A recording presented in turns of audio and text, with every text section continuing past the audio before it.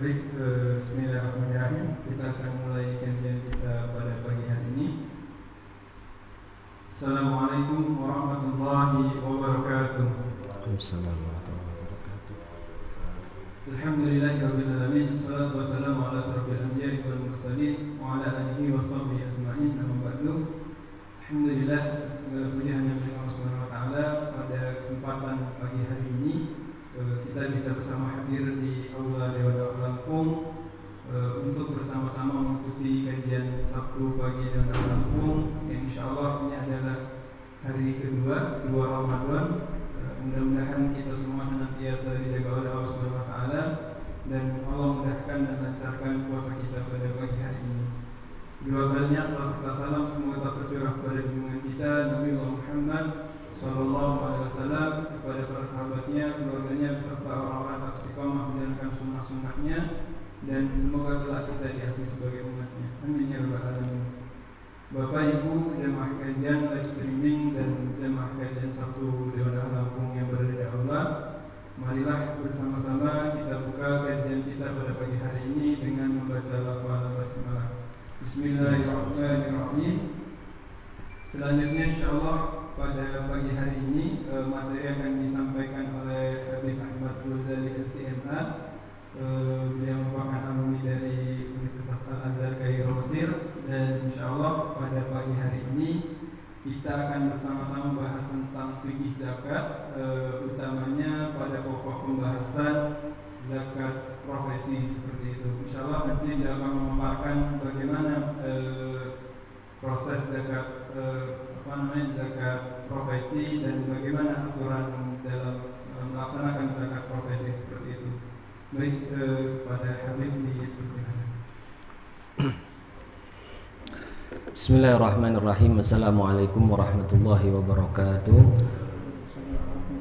Alhamdulillahirabbil alamin. Alhamdulillahilladzi bi ni'matihi tatimmus shalihat wa bi dzikrihi tatanazzalur rahmati wal barakat. Asyhadu an la ilaha illallah wahdahu la syarika lah, khaliqul ardi was samawat, wa asyhadu anna sayyidana wa nabiyyana Muhammadan abduhu wa rasuluhu sayyidus sadat.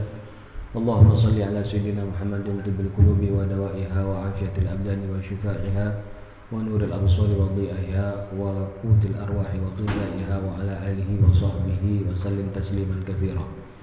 Qala Allah Ta'ala fi kitabil karim, ya ayyuhalladzina amanu kutiba alaikumus shiyam kama kutiba alal ladzina min qablikum la'allakum tattaqun. Amma ba'du. Hadirin para jamaah majelis di Dewan Dakwah Lampung dan seluruh pemirsa live streaming di mana saja Anda berada, alhamdulillah mengawali dari majelis ini marilah kita kembali selalu bersyukur pada Allah Subhanahu wa taala atas berbagai limpah nikmat yang begitu banyak kita rasakan, meskipun musibah juga kita rasakan. Mobil khusus di hari-hari ini kita merasakan adanya musibah dari penyebaran virus corona, tetapi kita tetap harus banyak bersyukur kepada Allah karena apa yang Allah berikan, yang dari hal-hal yang sifatnya nikmat dan kebahagiaan jauh lebih banyak daripada yang Allah berikan dari hal-hal yang sifatnya adalah susah atau menyempitkan hari kita semua. Oleh karena itulah marilah kita terus bertawakal dan bersabar pada Allah Subhanahu wa taala. Semoga penyakit ini dan wabah ini segera diangkat dari kita semua. Amin ya rabbal alamin. Hadirin rahimakumullah, dalam pertemuan majlis pagi hari ini kita akan membahas mengenai fikih zakat, khususnya pembahasan tentang zakat profesi. Seperti yang kita ketahui bahwa zakat merupakan salah satu kewajiban pokok di dalam Islam dan merupakan salah satu rukun Islam yang setiap muslim wajib untuk meyakininya dan menjalankannya dengan sebaik-baiknya. Zakat merupakan salah satu ibadah yang fungsinya adalah memberikan atau memperbaiki hubungan dengan sesama manusia, sehingga zakat ini sifatnya bukan hanya ibadah pribadi tetapi juga ibadah yang manfaatnya dirasakan oleh orang lain. Zakat merupakan sebuah ibadah yang sudah diwajibkan kepada umat Islam sejak tahun 2 Hijriah bersamaan dengan kewajiban pelaksanaan Ramadan.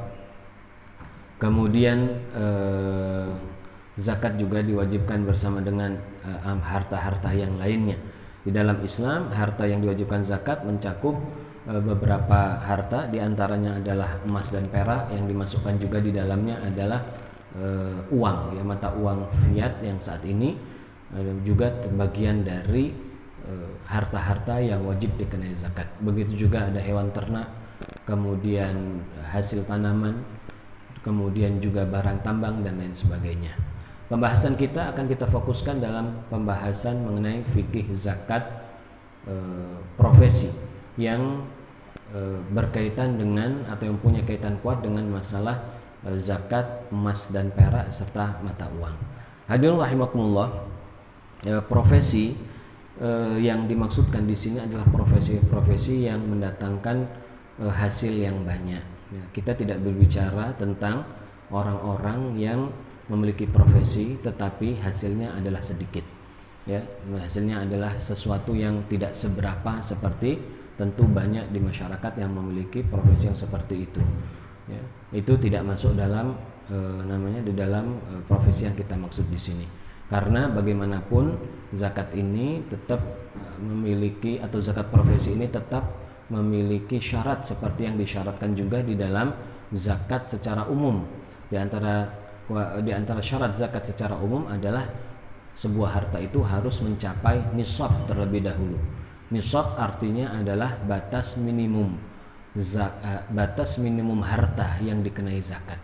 Jadi kalau seseorang memiliki harta tetapi hartanya tersebut tidak mencapai batas minimum, maka dia tidak dikenai zakat. Jadi zakat itu Allah SWT wajibkan hanya kepada harta-harta yang lebih, harta-harta yang tersisa dari kebutuhan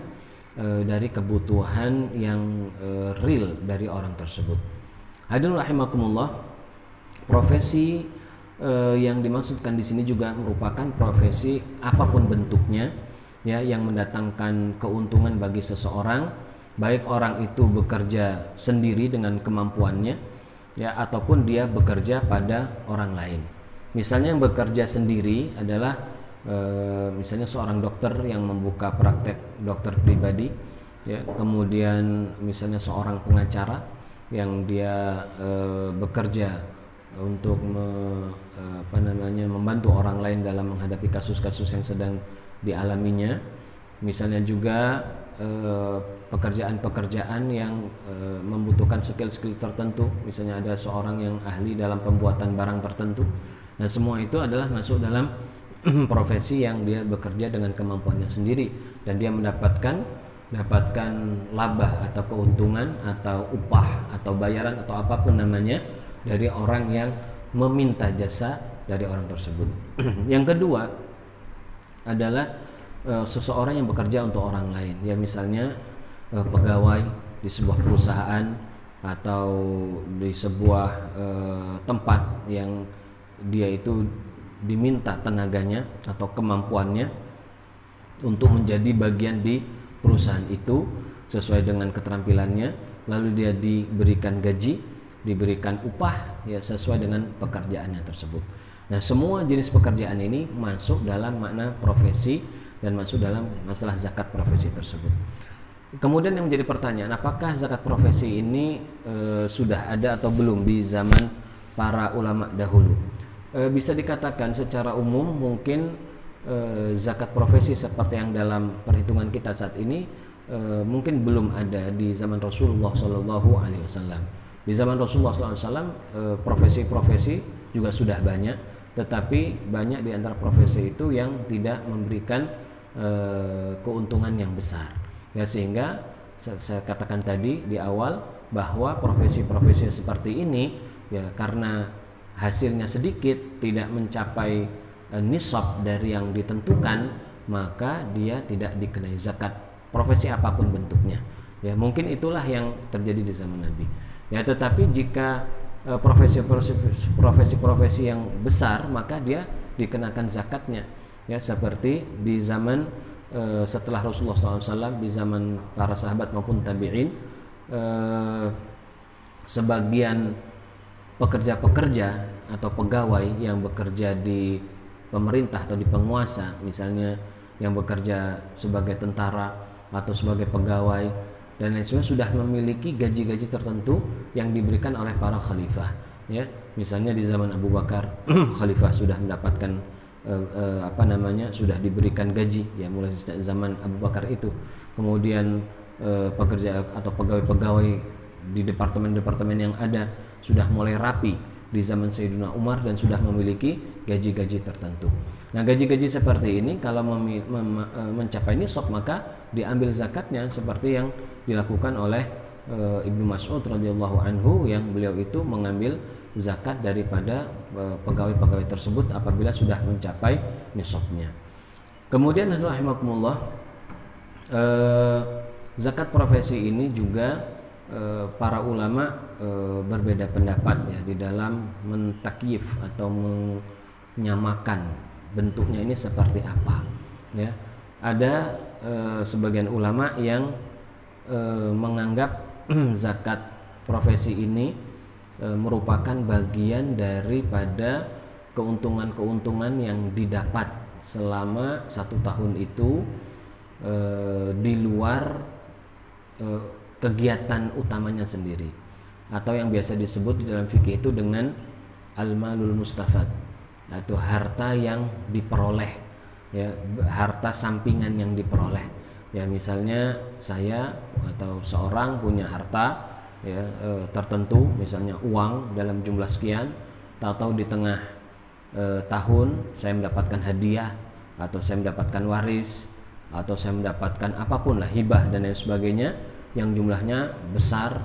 Nah, maka harta tersebut yang kita didapatkan di tengah jalan yang mungkin tidak disangka atau dengan cara-cara yang lain, bukan yang sesuai dengan harta pertama, ya diusahakan tapi bukan dengan cara yang pertama, maka itu disebut dengan malul mustafad atau harta yang didapatkan di tengah tahun, ya.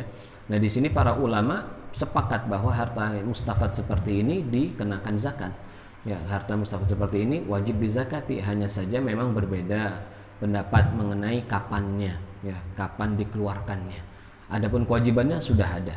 Kapannya, nah itulah yang terjadi perbedaan. Ada yang mengatakan misalnya sebagian ulama dalam mazhab Hanafi, malul mustafad itu digabungkan dengan harta pokok, ya, dengan harta awal. Sebagian ulama lagi ada yang mengatakan itu berdiri sendiri. Jadi nisabnya, haulnya tidak dicampur atau tidak digabung dengan harta yang sudah ada yang didapatkan sejak awal. Ya, ini yang kedua, ini pendapat umumnya para ulama. Rahimakumullah, ada juga sebagian ulama yang mengklasifikasikan atau memasukkan zakat gaji atau upah dan lain sebagainya itu disamakan dengan hasil yang didapatkan seorang petani dalam menggarap kebunnya atau sawahnya. Jadi sebagaimana seorang petani itu bekerja lalu dia mendapatkan hasil setelah tanamannya itu panen, maka orang yang bekerja di salah satu pekerjaan tertentu, profesi-profesi tertentu itu disamakan seperti itu. Misalnya seorang pegawai di perusahaan A, dia bekerja selama 1 bulan, lalu setelah selesai pekerjaannya 1 bulan, ya, dia diberikan gaji pada bulan itu. Nah, pendapatan tersebut disamakan dengan panennya seorang petani, ya, disamakan dengan hasil perkebunan atau pertanian yang didapatkan seseorang. Ini pendapat yang juga ada di dalam fikih Islam, sehingga mereka menyamakan atau nisab atau batas minimum dari harta zakat itu adalah seperti zakat pertanian, yaitu 5 wasak, ya. 5 wasak itu kalau dalam hitungannya kurang lebih adalah sama dengan 300 sa', ya. 300 sa' itu sama dengan 1200 mud. Nah, disinilah kemudian para ulama berbeda pendapat tentang besarnya, karena berpijak pada perbedaan mengenai menentukan besarnya mud dan sa'. Sebagian ulama ada yang mengatakan 1 sa' itu atau 1 mud itu adalah 510 gram misalnya, ya, seperti pendapatnya Syekh Ali Jum'ah, mantan mufti Mesir, ya, di dalam salah satu bukunya yaitu Al-Makayyil wal Mawazin Asy-Syar'iyyah, mengatakan bahwa kurang lebih 510 gram. Sehingga kalau 510 gram dikali 1200 mud, maka akan keluar kurang lebih sekitar 612 gram. 612 kilogram dari hasil pertanian. Ada juga yang punya pendapat lain, misalnya 672, ada yang mengatakan 653, ada yang mengatakan 825, ada yang mengatakan pendapat-pendapat yang lain. Jadi ada memang perbedaan para ulama tentang besaran nisab daripada pertanian dalam bentuk kilogram. Ya. Adapun dalam bentuk takaran, yaitu wasak di zaman Nabi, maka para ulama sepakat karena dijelaskan dalam sebuah hadis, ya, laisa fima duna khamsati ausukin shadaqah, tidak ada shadaqah atau maksudnya zakat di dalam hasil tani yang kurang dari 5 wasak. Ya, 5 wasak itu ukuran takaran di zaman Rasulullah SAW. Nah, hadirin rahimakumullah, jadi kurang lebih secara global pendapatnya bisa saya utarakan seperti itu, yaitu ada yang menyamakannya dengan harta emas dan perak sehingga nisabnya juga ada seperti nisab emas dan perak, yaitu 85 gram. Ada yang mengatakan 84, ada yang mengatakan 96, dan macam-macam juga. Ini ada perbedaan mengenai gramnya, tapi yang umum banyaklah diambil kurang lebih sekitar 84 atau 85 gram. Jadi ada pendapat pertama mengatakan profesi ini nanti nisabnya juga itu adalah 85 gram emas, dan besaran nisabnya, besaran zakatnya atau tarif zakatnya adalah 2,5%. Nah, itulah dua pendapat yang umum. Kalau kita perhatikan badan-badan zakat di Indonesia ini banyak yang cenderung kepada menyamakannya dengan zakat pertanian, dan ini merupakan pendapat dari salah seorang ulama besar, yaitu Syekh Dr. Yusuf Qaradawi. Salah satunya beliau nyatakan di dalam kitab Fiqhuz Zakat, di mana beliau cenderung untuk menyamakan hasil daripada gaji-gaji tersebut dengan hasil pertanian. Tetapi tentu harus dilihat ya nisabnya. Nisabnya itu batas minimum, yaitu yang saya katakan tadi ada sedikit perbedaan, ada 612 atau 653 dan lain sebagainya.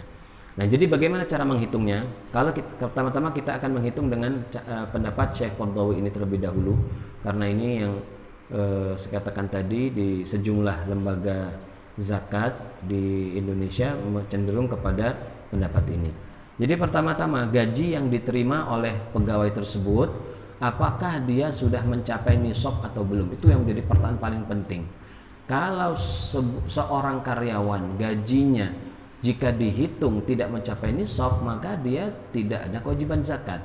Karena zakat itu sekali lagi hanya diwajibkan untuk harta-harta yang sisa setelah dikurangi kebutuhan-kebutuhan pokok. Ini hal yang mutlak, hal yang sangat mendasar. Kalau dia masih belum ada sisa dari kebutuhan pokok, maka tidak ada zakat di dalamnya. Jadi zakat itu bukan untuk memberatkan, ya, tetapi untuk justru memberikan kemudahan bagi orang-orang yang punya sisa harta yang banyak. Ya, dari sisa harta itulah, harta yang tidak dipakai atau harta menganggur atau harta yang ngendep, yang tidak bergerak, itulah yang dikeluarkan zakatnya. Jadi misalnya kita akan coba praktekkan kita dengan menggunakan pendapat ini. Katakanlah kita mengambil hitungan daripada nisabnya itu seperti pendapat sebagian ulama, misalnya 612 gram, ya. Katakanlah 612 gram ini saya katakan tadi merupakan pendapat dari Syekh Ali Jumat, ya, Mufti Mesir. Katakanlah 612 kg. Nah, 612 kg ini kita standarkan dengan misalnya dengan harga beras yang umum di Indonesia.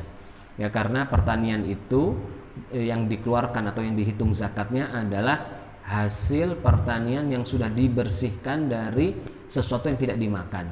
Ya, pertanian pun yang dikeluarkan adalah hanya yang berkaitan dengan yang dijadikan bahan pokok makanan. Ya, kalau di Indonesia ini beras, ya,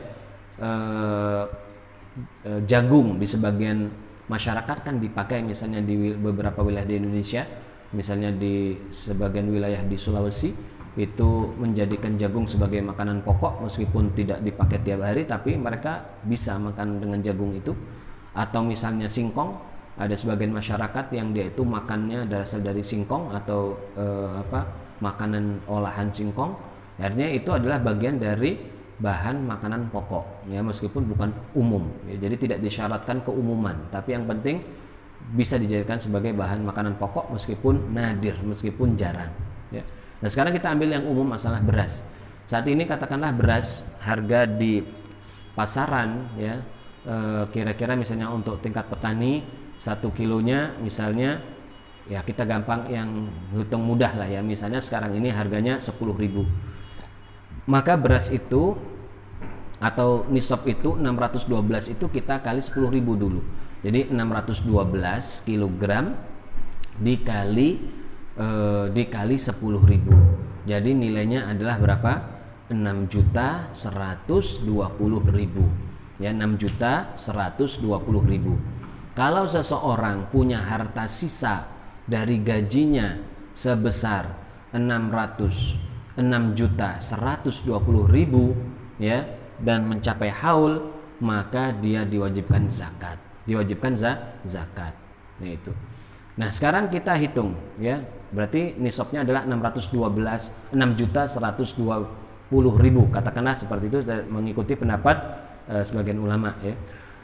Sekarang kita coba praktekkan secara nyata, misalnya untuk orang yang bergaji 2 juta dulu, ya, kita ambil dari yang kecil dulu. 2 juta ini mungkin standar pegawai kecil, ya, bahkan mungkin sudah agak tinggi segitu. Kadang-kadang pegawai kecil kan ada yang lebih kurang, yang lebih kecil dari itu. Katakanlah 2 juta satu orang, misalnya ada seorang bekerja sebagai security, gajinya 2 juta per bulan. Sekarang 2 juta, ya, 2 juta ini kita kali 1 tahun, berapa nilainya? Nilainya adalah 2 juta kali 12 sama dengan 24 juta. Oke, jadi dia punya harta kotor, harta yang belum dikurangi kebutuhan adalah 1 tahun kurang lebih 24 juta. Kalau kita lihat dari nisab pertanian memang sudah masuk, tapi kan sekali lagi zakat ini adalah diambil dari harta yang sudah tersisa dari kebutuhan pokok, ya, dari kebutuhan pokok. Sekarang security tadi, kita kembali kepada pegawai tadi, dia punya gaji 2 juta. Oke, 1 bulannya kebutuhannya berapa? Kenapa kita ngitung kebutuhan 1 bulan? Karena umumnya kita di Indonesia, mungkin banyak tempat juga orang menerima gaji itu bulanan, ya, umumnya seperti itu. Jadi dia menghitung kebutuhan itu biasanya kebutuhan bulanan, ya, supaya dia bisa menghitung cukup atau tidak gaji yang dia dapatkan, ya. Sebenarnya kalau lebih presisi, ya, lebih pas itu ya tiap hari, tapi sangat sulit, ya. Biasanya kita akan gaji itu menghitungnya bulanan.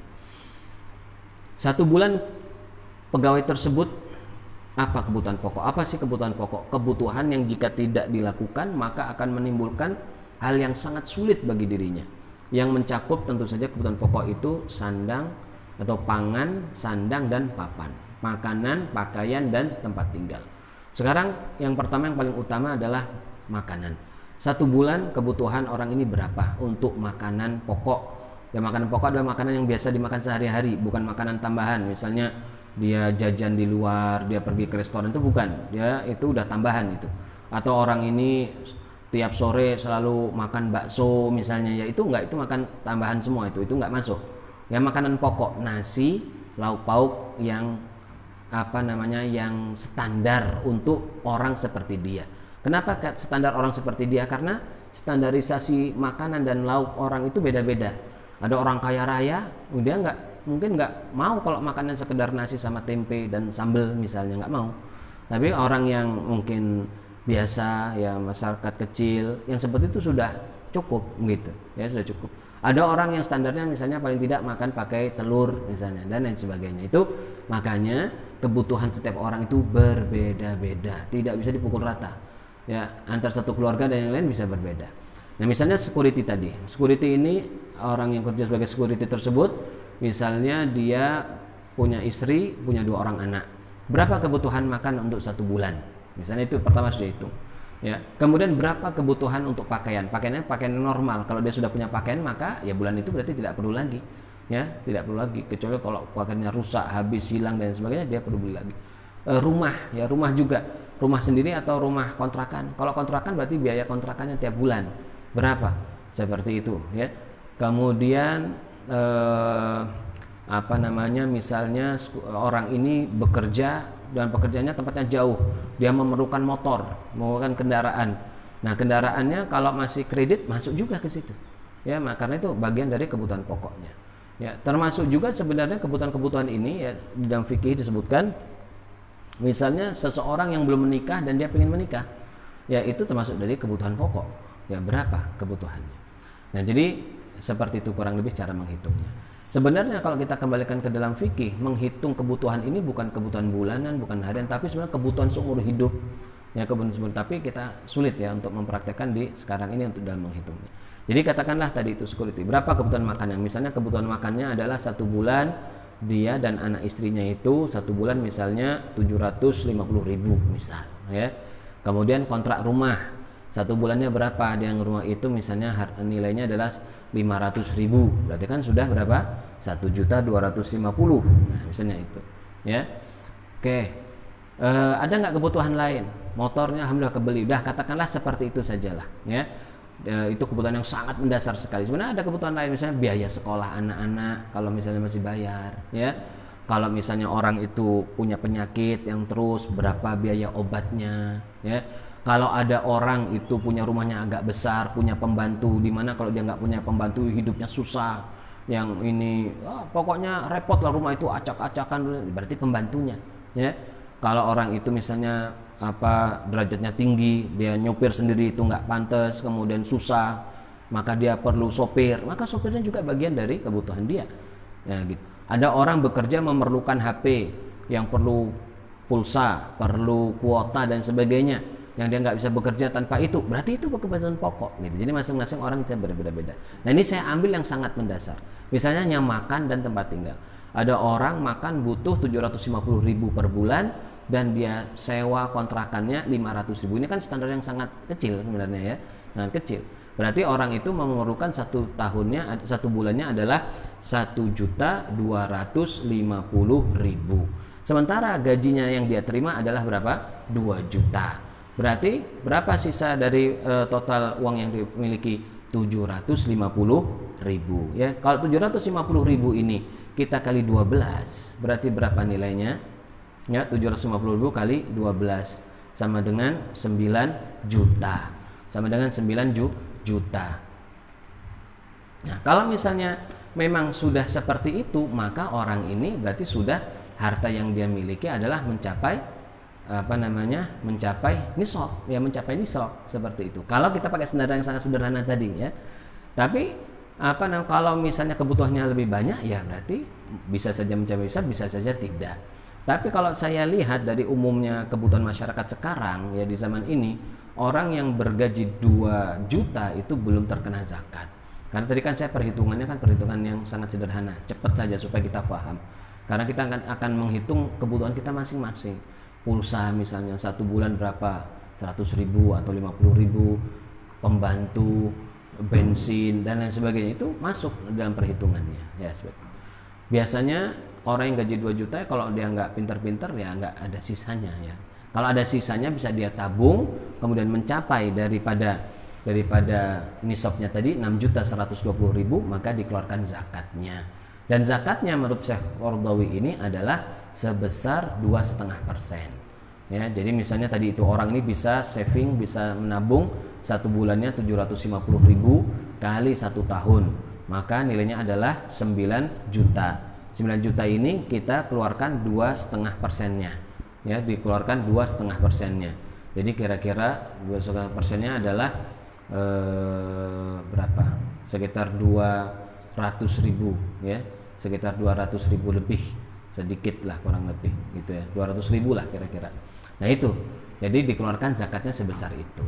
Jadi kalau yang punya gaji 2 juta, kebutuhan sebulannya pokoknya itu cuma 1.250.000, maka kurang lebih zakatnya setahun adalah 200.000, ya. Ini contoh. Nah itu bagi pendapat pertama untuk menyamakan dengan zakat pertanian. Pendapat kedua, dia disamakan dengan zakat emas perak dan mata uang. Pendapat inilah sebenarnya yang kalau dilihat ini umumnya ulama di banyak lembaga-lembaga fatwa itu mengambil pendapat ini. Ini pendapat yang sebatas saya tahu, inilah pendapat yang banyak diambil oleh para ulama-ulama di lembaga fatwa. Dan saya secara pribadi juga lebih cenderung untuk kepada pendapat ini, yaitu apa? Bahwa gaji pegawai atau hasil-hasil dari pekerjaan, ya, di luar pekerjaan yang dikenakan zakat secara khusus, misalnya berdagang, maka dia dimasukkan dalam zakat emas dan perak. Jadi hartanya tersebut, ya, hartanya tersebut dikumpulkan, kemudian dihitung nanti bersama dengan menghitung atau dengan tata cara zakat emas dan perak.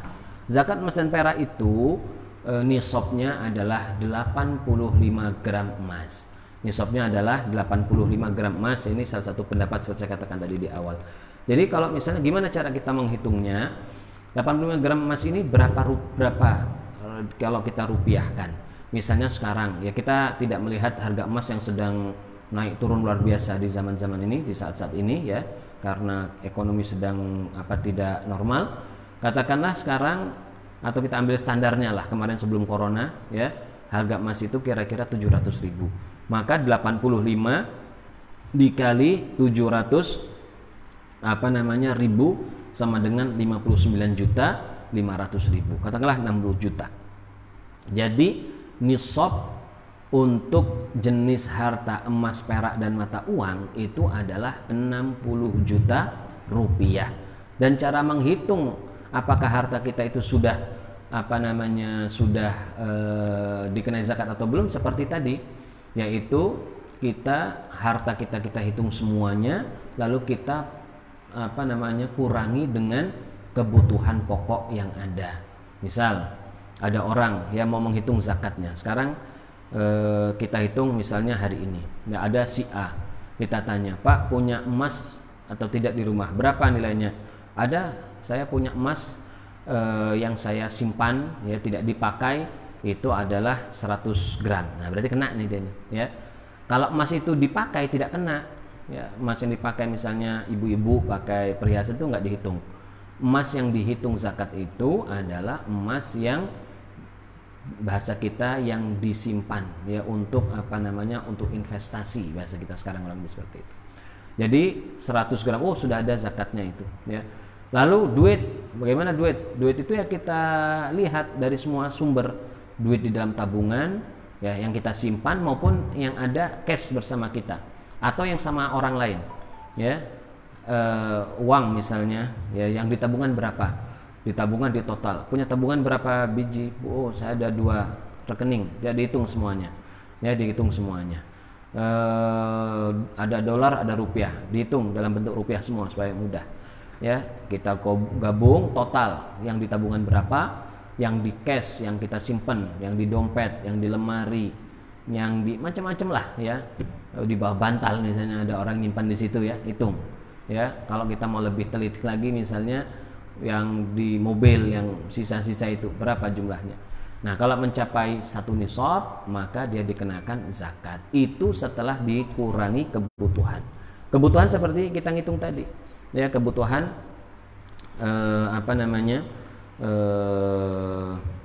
makanan, pakaian, tempat tinggal. Kalau kita rumahnya itu perlu pembantu, listrik masuk, air, yang kalau masih pakai beli air dan semuanya itu dimasukkan di total, ya, per bulannya berapa dikali 1 tahun, ya. Nah, untuk mengurangi jumlah daripada kekayaannya tersebut. Misalnya setelah dinilai uang dia adalah misalnya 100 juta, ya. Kebutuhan dia per bulan berapa?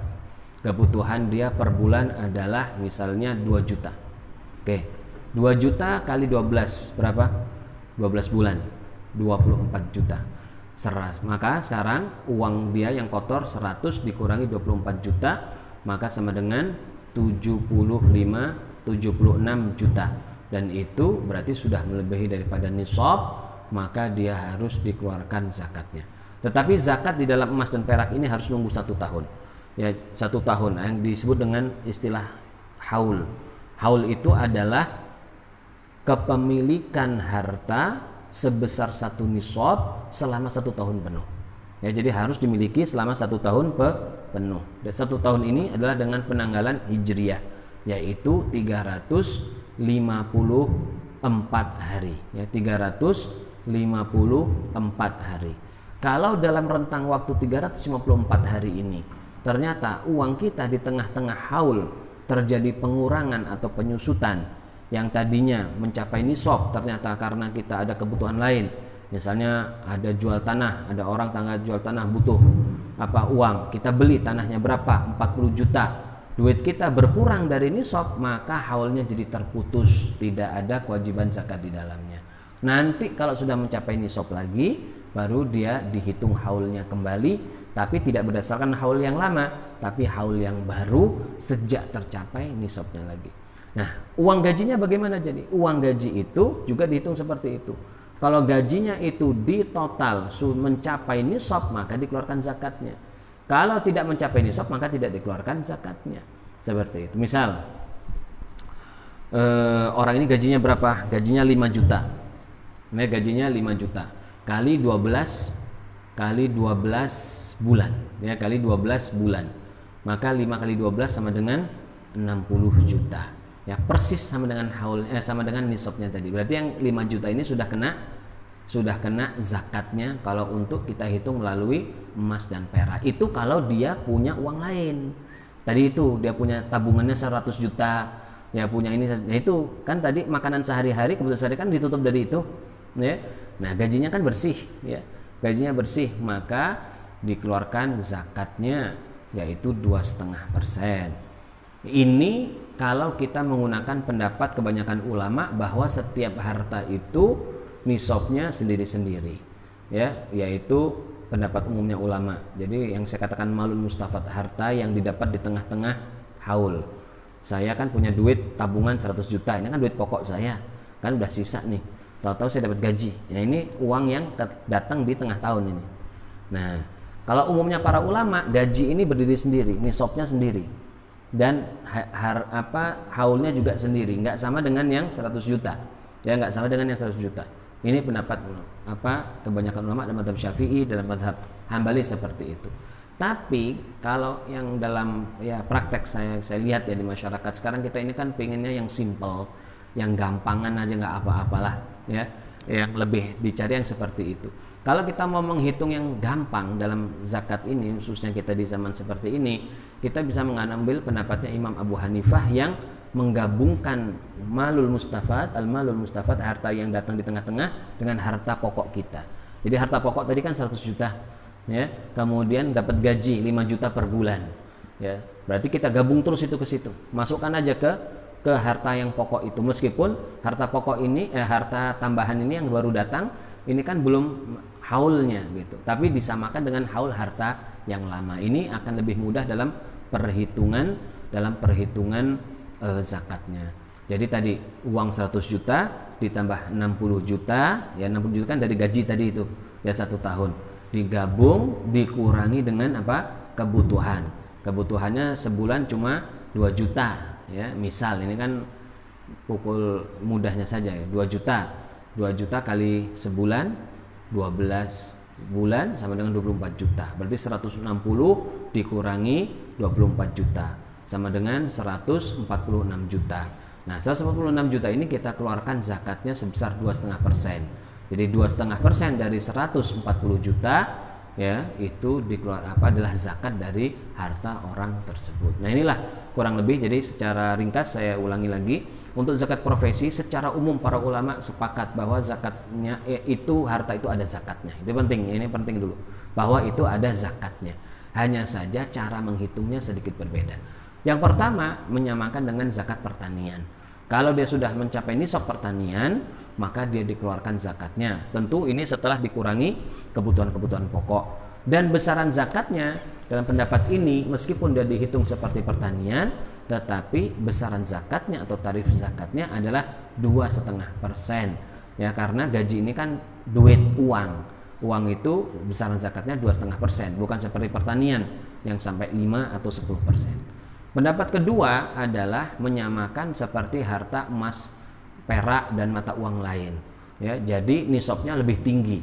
Nisabnya itu adalah 85 gram emas. Kalau 1 gram itu 700.000 misalnya, maka nisabnya itu adalah 60 juta, kira-kira seperti 60 juta kurang sedikit, ya, 60 juta kurang sedikit. nisabnya 60 juta. Jadi beda nih jauh dengan yang pertanian. Kalau pertanian kan cuma 612 kg ya. Kalau kita harga berasnya 10.000 aja cuma 6 juta. Berarti kalau kita hitung dengan emas itu 10 kali lipat ya. Emas tadi ini dengan harga 700 itu nisabnya adalah 60 juta. Lalu dikurangi atau dikeluarkan zakatnya sebesar 2,5% ya. Dikeluarkan zakatnya sebesar 2,5%. Nah, itulah kurang lebih secara singkat ya pembahasan zakat profesi. Maka bagi bapak-bapak, ibu-ibu yang punya profesi yang hasilnya besar, maka itu sudah tentu ada zakatnya. Tapi bagi yang harganya sedikit ya, gajinya cuma tidak seberapa, kebutuhan juga banyak, maka tidak ada zakatnya. Demikian wallahu taala alam, dan saya akan buka sesi tanya jawab bagi para pemirsa baik yang juga ada di tempat aula Dewan Dakwah ini. Jika ada pertanyaan berkaitan dengan materi kita, kami persilahkan. Diucapkan jazakallahu khair atas yang disampaikan.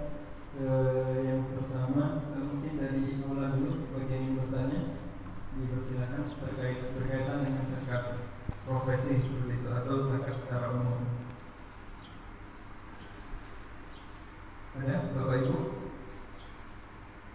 Ada. Ya, ada, silakan. Waalaikumsalam warahmatullahi wabarakatuh. Terkait dengan pengeluaran dari zakat profesi gitu. Jadi memang dulu tidak ada yang namanya zakat profesi gitu. Dan ini menjadi kadang menjadi sebuah perdebatan di kalangan para lembaga-lembaga yang memutuskan, karena memang banyak para ahli zakat itu, para muzaki zakat itu,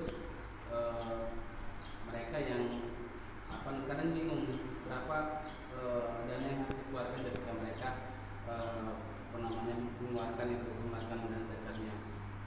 Karena pertama terkait dengan nisabnya itu, nisab zakat profesi kan itu berdasarkan zakat emas dan perak. Kemudian dikeluarkannya itu seperti zakat pertanian. Ya, kebalik. Balik. Oh, Seperti pertanian, tapi besarannya seperti zakat emas dan perak. Ya. Nah, kemudian terkait dengan teknis dalam pengeluarannya, karena ada yang mereka itu mengeluarkannya karena kan sesuai dengan seperti kalau zakat pertanian kan dikeluarkan ketika mereka panen, artinya ketika ada profesi langsung terima gaji langsung dikeluarkan. Tapi ada juga yang mereka itu, saya pengen setahun sekali karena sesuai dengan haul, gitu kan. Nah, itu seperti apa ketika mereka melihat ini saya belum masuk haul nih, gitu kan. Saya belum boleh keluarkan zakatnya, gitu kan. Tapi sedangkan pada zakat pertanian sendiri dikeluarkan ketika panen, gitu kan, ketika dia menerima itu. Ya. Saya paham pertanyaannya, kurang lebih saya ingin sampaikan kembali. Pertanyaannya ini adalah mengenai seorang yang katakanlah dia ingin menzakati hasil gajinya, baik mau menggunakan pendapat pertama yaitu pendapat disamakan dengan pertanian, tapi tarifnya adalah tarif zakat emas, atau mengambil pendapat kedua langsung disamakan dengan zakat emas dan perak. Yang menjadi intinya adalah kalau dikeluarkan tiap bulan itu bagaimana. Sementara ada juga yang nggak mau kecuali dikeluarkannya setelah 1 tahun karena supaya mencapai nisab, ya kurang lebih begitu. Nah, jadi begini Allah, secara hukum asal zakat itu memang dikeluarkan berdasarkan haul. Ya, kalau nisab itu sepakat. Dan juga berdasarkan haul. Hanya saja haul ini ada beberapa harta zakat yang tidak ada haulnya, ya, tidak ada haulnya. Artinya tidak perlu menunggu setahun, tetapi dikeluarkan ketika dia dapatkan barang itu. Contohnya apa? Seperti zakat pertanian. Pertanian itu tidak menunggu haul, ya. Jadi ketika dia panen dikeluarkanlah zakatnya. Jadi pada hari dia panen dikeluarkan zakatnya, tidak perlu haul. Begitu juga misalnya zakat barang tambang, itu juga tidak ada haulnya. Ketika didapatkan dikeluarkan zakatnya. Nah, jadi kalau misalnya kita menggunakan pendapat yang saya katakan tadi, pendapatnya Syekh Al-Qardawi yang menyamakan dengan pertanian, maka gaji itu tidak perlu menunggu haul untuk dikeluarkan zakatnya, tapi ketika sudah ada langsung dikeluarkan, ya, dan dikeluarkannya sebesar 2,5%. Ini pendapat beliau, ya, pendapat yang kedua, kalau kita menyamakannya dengan atau mengambil pendapat yang menyamakan dengan emas dan perak, nah disinilah baru berlaku haul. Jadi dikeluarkannya itu setelah 1 tahun kalau sudah mencapai haul. Tetapi tetap juga di sini ada membuka pintu untuk mengeluarkan zakat lebih cepat, yaitu apa yang disebut dengan ta'jiluz zakah, menyegerakan pembayaran zakat, seperti yang sekarang sedang umum. Ya, kita diminta untuk bersegera mengeluarkan zakat kita. Nah, apakah boleh menyegerakan zakat? Boleh, tidak apa-apa menyegerakan zakat, tetapi ada syarat-syaratnya, ya, ada ketentuannya. Yang pertama, syarat bagi menyegerakan zakat adalah bahwa harta tersebut harus mencapai nisab dulu. Karena apa? Zakat itu baru diwajibkan kalau ada nisabnya. Kalau belum ada nisab, maka tidak ada kewajiban zakat. Gitu. Meskipun nanti kalau kita nunggu setahun baru nisab, ya nanti tunggu nisab dulu baru kita keluarkan, baru ada wajib zakat. Sekarang misalnya saya pegawai kecil, gaji saya cuma 2 juta, kebutuhan saya 1 bulan 1,5 juta, ya, 1,5 juta. Kamu punya tabungan? Nggak punya, ya paling-paling kalau ada cuma 1.500.000. Berarti apakah saya itu wajib mengeluarkan zakat? Tidak ada kewajiban. Karena apa? Duit yang saya simpan cuma 1 juta 2 juta, gaji saya ini sisanya cuma 500.000. Saya cuma punya duit di tangan sekarang ini cuma 2,5 juta. Berarti belum ada nisabnya. Nanti kalau kamu itu punya nisab 85 gram emas, 60 juta nganggur, nggak dipakai, udah dikeluarkan kebutuhannya, baru Anda wajib zakat. Nah, jadi bedakan antara wajib zakat dan waktu pelaksanaan zakat. Itu beda. Ya, jadi kalau sekarang ini sudah nisab, ya maka dia baru boleh membayar zakatnya. Jadi yang pertama, syarat pertama adalah mencapai nisab. Yang kedua adalah bahwa ketika sudah 1 tahun nanti, ya, sudah 1 tahun waktunya saya mengeluarkan zakat. Misalnya sekarang ini bulan Ramadan, saya mengeluarkan zakat itu bulan Muharram. Berarti kan masih berapa lagi? 4 bulan lagi. Saya harus punya ada perhitungan bahwa nanti ketika bulan Muharram saya masih hidup dan masih memiliki syarat-syarat sebagai orang wajib zakat. Misalnya dia masih hidup, ya, hartanya juga masih nisab. Nah, itu juga penting. Jadi kalau saya merasa nanti bulan Muharram saya nanti insya Allah masih hidup dan harta saya juga nggak akan menurun dari nisab, maka silakan sekarang nggak apa-apa dipercepat. Itu syarat kedua. Syarat yang ketiga adalah orang yang diberi mustahik zakat itu juga harus masih memenuhi kriteria penerima. Kriteria penerima itu kan ada 8, ya, fakir, miskin, amil, mujahid fisabilillah dan lain sebagainya. Sekarang orang ini fakir masih, ya fakir dia, oke. Tapi nanti 4 bulan lagi di bulan Muharram di mana saya mengeluarkan zakat saya, dia juga harus fakir.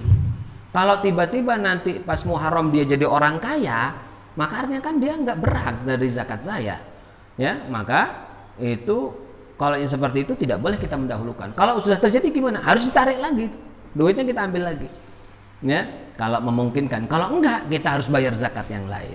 Yang tadi nggak dihitung zakat, itu dihitung sedekah, oke. Jadi menyegerakan zakat itu syaratnya 3. 1, hartanya ketika kita keluarkan sekarang sudah nisab. 2, nanti ketika sudah jatuh haul, saya ini masih dalam posisi orang yang wajib zakat, ya. Syarat-syarat wajib zakat pada seseorang masih ada pada diri saya. Yang ketiga, orang yang saya kasih zakat itu, yang saya segerakan, sekarang memang dia miskin, nanti juga dia harus miskin. Kalau dia nanti berubah jadi kaya, nggak sah.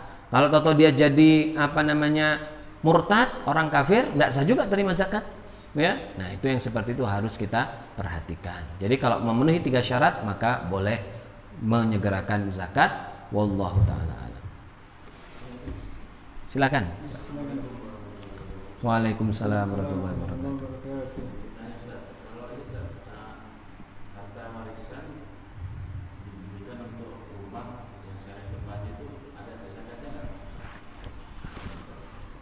semua. Jadi ada pertanyaan dari di audien, apakah orang yang punya harta, misalnya warisan, kemudian dibelikan rumah, apakah ada zakat dari rumahnya, ya, bukan zakat dari warisannya kan, ya. Apakah harta itu setelah diganti atau dirubah menjadi rumah, apakah ada zakatnya? Hadirin rahimakumullah, di antara syarat zakat atau syarat harta yang dikenai zakat adalah an-nama. Syaratnya itu dia harus mampu berkembang. Berkembang itu maksudnya adalah memberikan nilai, memberikan tambahan kekayaan kepada orang yang memiliki itu. Oleh karena itulah harta-harta yang tidak memiliki kemampuan untuk memberikan tambahan kekayaan kepada si orang pemiliknya, maka tidak ada zakat di dalamnya. Apa contohnya? Barang-barang yang dipakai secara khusus, maka tidak ada zakatnya. Misal rumah dipakai untuk tempat tinggal, pakaian dipakai untuk melindungi diri kita, kendaraan dipakai untuk perjalanan kita. Meskipun harganya melebihi dari nisab, selama dipakai maka dia tidak ada zakatnya. Karena apa? Dihukumi tidak bisa memberikan tambahan kekayaan. Jadi kalau misalnya uang tadi kita rubah menjadi rumah, kita rubah jadi baju, kita rubah jadi tanah, kita rubah jadi mobil, meskipun harganya mobilnya itu misalnya 2 miliar, tidak ada zakatnya selama dipakai sendiri atau disimpan di garasi sampai rusak juga nggak ada zakatnya. Tapi itu masuk orang yang boros, yang berfoya-foya, dosanya di situ, ya, dosanya karena dia tidak menggunakan uang yang secara baik. Wallahu a'lam. Baik, ini ada beberapa pertanyaan yang masuk melalui live WA. Yang pertama, bagaimana kalau seandainya ada seorang penjual, dia menjual barang mungkin berzakat tidak dengan uang, misalnya dengan barang dagangannya, lalu bagaimana hukumnya? Ya, seorang pedagang dia harus mengeluarkan zakat dari modal yang dia pakai untuk membeli barang dagangan. Kalau misalnya dia dagang dulu, modalnya apa? Saya dulu belinya pakai emas. Saya belinya pakai emas. Saya punya emas 100 gram, saya belikan rumah, lalu rumah itu saya jual. Nah, berarti nanti dia mengeluarkannya pakai emas. Jadi pakai zakat zakat dagang itu berapa? 2,5%. Jadi 2,5% dari total aset dia, ya. Aset yang bergerak, aset yang tidak tetap, yaitu yang dijual, itu yang dihitung, bukan aset yang tetap, ya, seperti rukonya nggak dihitung itu. Jadi yang dijual berapa, kalau asetnya itu mencapai nisab, maka dikeluarkan. Misalnya asetnya 100 juta, maka dikeluarkan 2,5%. 2,5% ini dari apa? Karena dulu modalnya itu adalah emas, maka 2,5% dari emas. Kalau modalnya dulu rupiah, berarti 2,5% dari rupiah. 100 juta dikeluarkan rupiahnya 2,5%, maka 2,5 juta. Jadi bukan dari barang yang dia jual, ya, bukan berasal dari barang yang dia jual tersebut. Wallahu a'lam. Kemudian pertanyaan kedua, ada yang bertanya ini, Assalamualaikum Habib. Waalaikumsalam. Ada kawan yang bekerja di lembaga zakat sebagai amil. Apakah dia wajib berzakat profesi, sedangkan amil adalah orang yang berhak menerima zakat pula? Bagaimana? Apakah amil harus mengeluarkan zakat profesi sementara dia menerima zakat? Nah, di sini ada beberapa hal yang perlu saya luruskan. Amil itu mendapatkan zakat bukan karena uang zakatnya itu, bukan karena dia itu berhak mendapatkan zakatnya. Tapi amil itu mendapatkan sesuatu dari zakat sebagai pengganti dari upah dia. Kalau dia tidak diupah atau tidak digaji oleh pemerintah yang mengangkatnya sebagai amil, karena amil ini kan harus diangkat pemerintah, ya, atau wakilnya. Maka kalau dia diangkat lalu dapat gaji dari pemerintah atau dari wakilnya itu, maka amil ini tidak berhak mendapatkan zakat, atau dalam bahasa saya tidak berhak mendapatkan gaji dari zakat gitu. Jadi amil itu hakikatnya dapat gaji tapi dari zakat. Makanya amil itu kalau orang kaya nggak apa-apa. Dalam sebuah hadis Rasulullah SAW mengatakan tidak halal sedekah ini dalam bahasanya. Zakat ini untuk orang kaya kecuali 5. Kecuali 5 orang kaya yang boleh terima zakat. Satu, ada mujahid dan sebagainya, salah satunya amil. Amil itu kalau orang kaya boleh, misalnya ada bos BUMN, bos perusahaan, bos apa kaya raya, dia jadi amil zakat gitu ya. Istilahnya dia juga ikut jadi amil zakat. Berhak dia dapat apa? Uang, upah. Ya, sebenarnya amil itu ada digaji karena upahnya. Makanya besaran apa namanya zakat yang diterima sebagai upah amil itu harus sesuai dengan pekerjaan yang dia lakukan. Gitu. Misalnya kalau dia kerja untuk jenis seperti itu, misalnya dia cuma menulis data, misalnya gajinya sebulan 2 juta, ya 2 juta, nggak boleh dia lebih dari 2 juta, karena dia berarti sudah apa namanya ngambil yang bukan haknya. Kecuali kalau dia digaji dari pemerintah, terserah pemerintah mau gaji dia berapa. Ya begitu. Jadi kalau diambil dari zakat, zakat itu harta umum, harta masyarakat, harta orang miskin, bahasanya kurang lebih seperti itu. Kenapa sih amil dapat? Karena dia itu membantu orang miskin mendapatkan haknya. Ngambil dari orang, nyerahkan kepada mereka orang miskin. Gitu. Jadi kalau ada seorang amil zakat, dia terima gaji dari zakat, sementara dia itu di rumahnya punya tabungan duit, punya ini orang kaya, punya pekerjaan lain, dia juga wajib zakat. Dan uang amilnya tadi itu digabungkan juga ke sana. Kalau dia mencapai nisab juga dikeluarkan zakatnya, seperti itu. Seperti orang miskin juga. Ada orang fakir, dia berhak zakat, ya. Tetapi apa namanya misalnya dia tidak ada pekerjaan, tidak punya uang, dia dapat zakat. Tapi ternyata dia ini punya misalnya harta lain ya yang dikenakan zakat juga, maka dia dikenakan zakat juga meskipun itu orang miskin. Jadi orang miskin itu kadang-kadang bahkan dalam beberapa keadaan dia membayar zakat, dia juga terima zakat. Wallahu a'lam. Baik, yang terakhir mungkin yang pertama, seorang pegawai gaji bulanannya diberikan secara tidak tetap. Kadang pada bulan tertentu diberikan kurang dari semestinya, pada bulan lain diberikan lebih banyak. Sementara gaji yang diterima pertama kali sudah mencapai haul 1 tahun, sedangkan sebagian gaji yang lain belum memenuhi haul 1 tahun. Dia tidak mengetahui jumlah gaji pasti yang diterimanya setiap bulan. Bagaimana caranya menzakatkannya? Mungkin zakat gajinya itu tidak tetap gitu. Jadi jumlahnya kadang bulan ini segini sehingga dia kadang tidak tahu hitungan pastinya berapa. Gaji yang belum dibayar itu kan merupakan hak dia pada orang lain. Kurang lebih seperti hutang. Ya, seperti hutang. Jadi kalau misalnya saya atau si A bekerja pada perusahaan, lalu belum dibayar, yang seharusnya misalnya hari ini dibayar, ternyata belum dibayar, maka apa statusnya? Statusnya adalah perusahaan itu punya hutang sama saya, ya kan begitu. Nanti dibayar. Nah, apakah hutang seperti itu dikeluarkan zakatnya? Hutang apabila atau piutang ya kalau dari kita ya pada orang lain, piutang pada yang kita miliki pada orang lain itu wajib zakat. Tetapi dikeluarkannya kapan? Dikeluarkannya kapan? Kalau orang itu yang kita hutangi termasuk orang yang memang tidak menolak kewajibannya, hanya saja ketika itu dia nggak punya duit untuk bayar, ya. Atau orang itu sebenarnya tinggal nunggu waktu beberapa saat baru dikeluarkan. Artinya orang ini mudah lah diambil zakatnya, diambil hutangnya. Maka orang yang saya ini yang punya piutang harus keluarkan zakat hari ini juga sesuai dengan haul saya. Ya, sesuai dengan haul saya. Meskipun duitnya belum saya terima. Itu kalau saya punya duit lain untuk bayar zakat saya. Tapi kalau belum punya duit lain ya nanti nunggu zakat saya itu kalau saya udah berduit baru saya bayar, kan seperti itu. Tapi kalau orang yang saya piutangi itu, yang saya kasih duit itu, yang saya pinjemi itu, orangnya susah bayar, suka nunggak, atau dia nolak, oh saya nggak pernah merasa hutang sama kamu, gitu ya. Atau dia orang yang mengerikan, kita nggak berani ngambil duit dari dia, maka kewajiban zakatnya sudah ada, tapi bayarnya kalau sudah dilunasi, baru kita bayar, begitu. Nah sekarang dalam kasus ini seperti apa?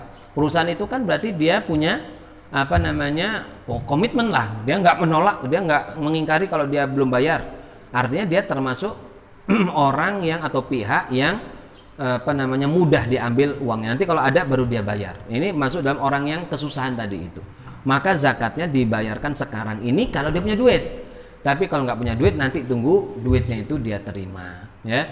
Jadi hadirin rahimakumullah, yang dalam kasus seperti ini wallahu a'lam, bahwa orang itu tetap mengeluarkan zakatnya, apalagi dia dari harta sebelumnya punya zakat yang sudah haul, punya harta yang sudah haul, yang sudah nisab dan sudah haul, maka dia keluarkan zakatnya itu, dan juga zakat dari hutangnya yang seharusnya sudah dia terima digabungkan menjadi satu, dan kemudian dikeluarkan zakatnya. Wallahu a'lam. Ada satu lagi, silakan. Terima kasih. Assalamualaikum. Waalaikumsalam warahmatullahi wabarakatuh. Pembelian rumah. Kalau misalnya kita dapat warisan, katakanlah uangnya misalnya 180-an juta misalnya. Nah, terus dari uang warisan yang kita dapat itu, kita belikan rumah karena kita belum punya rumah. Nah, maksud saya apakah mengeluarkan untuk membeli rumah itu termasuk mengeluarkan untuk kebutuhan gitu, sehingga kemudian jadi tidak nisab lagi gitu. Maksud saya apakah pembelian rumah termasuk, karena kita belum punya rumah gitu, beli rumah jadinya tinggal sisanya mungkin udah hampir nggak ada gitu. Iya. Jadi harta waris yang dibelikan rumah, apakah dia dikenakan zakat karena karena rumah itu merupakan kebutuhan pokok atau bukan? Rumah itu adalah kebutuhan pokok. Kebutuhan pokok kita yang paling sangat mendasar itu yang saya katakan tadi, ya, yang biasa kita sebut dengan pangan, sandang, dan papan. Itu sangat mendasar. Orang tidak bisa hidup selain dengan 3 ini. Dia harus makan, dia harus berpakaian, dia harus punya tempat tinggal. Maka membeli rumah itu adalah bagian dari kebutuhan pokok, sebagaimana kita membeli makanan. Jadi oleh karena itu, kalau misalnya itu dikeluarkan dibeli untuk harta waris, itu dibeli untuk rumah, maka sudah terputus haulnya. Maksudnya apa terputus haul? Misalnya ya, kita dapat harta waris 200 juta. Kapan? Misalnya 1 Ramadan, ya.